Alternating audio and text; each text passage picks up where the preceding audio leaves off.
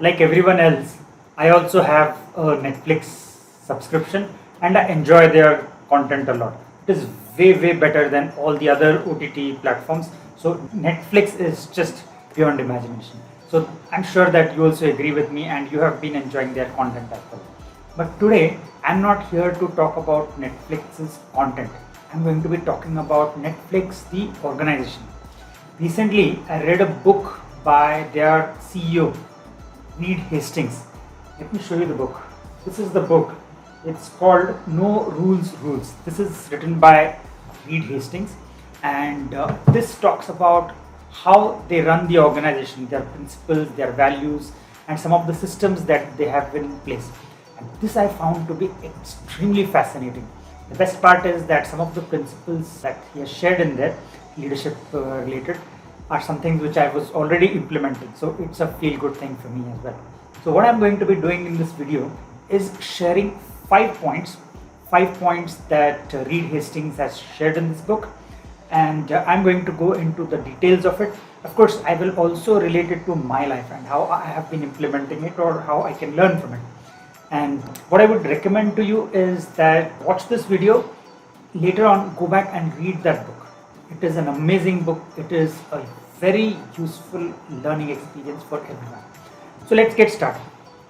So the first point is that Netflix has something called as a no vacation policy.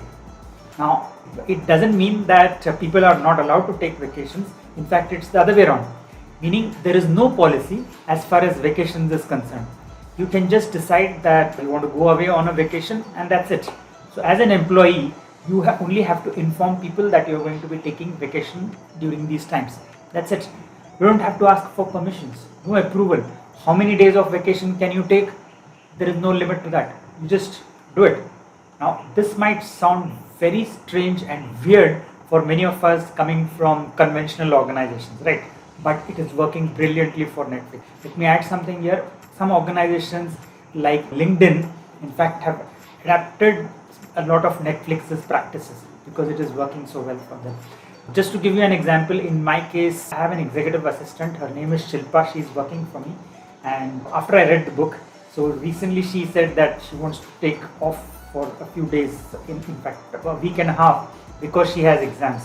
I asked her when her exam dates are, and I in fact suggested to her that she should take a few more days extra because that's how she can be better prepared for her exams. So coming back to Netflix, so the way it works is that you go to your manager and just say that these are the dates I'm going away, and of course the other stakeholders as well, and you go on vacation. The CEO himself goes on a vacation or goes on different vacations for 6 weeks of the year.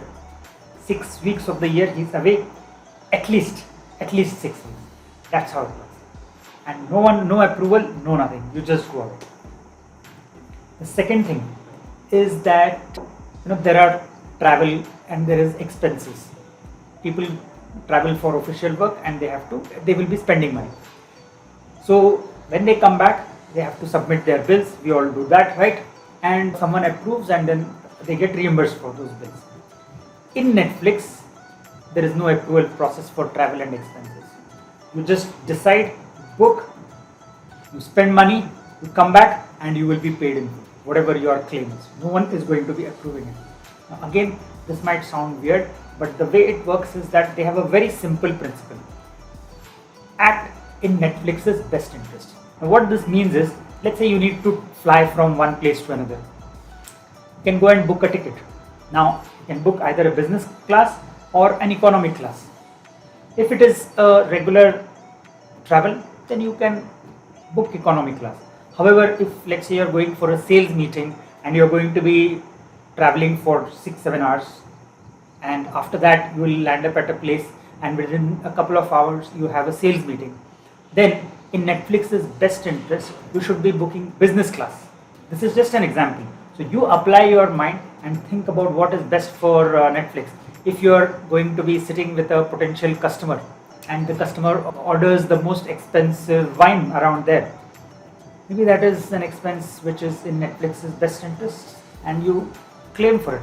On the other hand, if you are having a team outing, team party or whatever, then it may not be a good idea to be buying expensive drinks on Netflix's bill. So Netflix allows you to take all these decisions. However, you have to be conscious about Netflix's best interest, and if there is any kind of fraud, there is absolutely no acceptance at all. So if you do anything hanky-panky, then you are gone. No sympathies. The third thing is that Netflix is only keen on keeping top performers. So what they do is that they hire the best performers only. They have a concept called as talent density.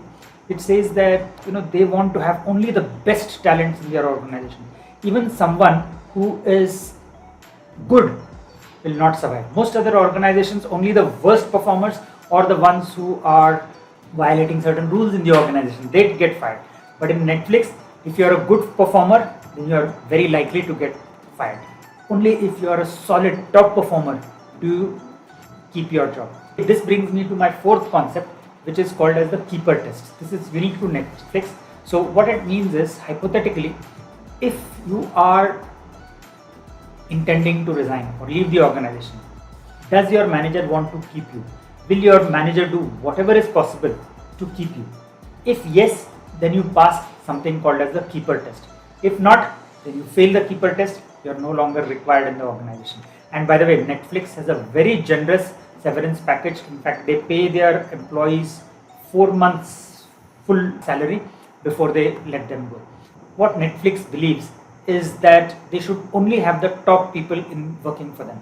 So if there is a team of 10 employees, in any other organization, 1 or 2 will be top notch, the rest average or below average, and life goes on. But in Netflix, what they believe is that even if 1 out of the 10 is not a top performer, that person is likely to drag everyone else to their levels.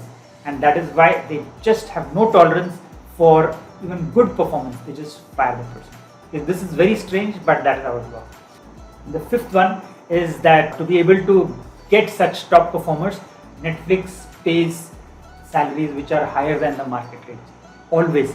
And I'll tell you something truly amazing, which is that Netflix encourages its employees to go to the market, give job interviews, and come back and tell them what the market rate is.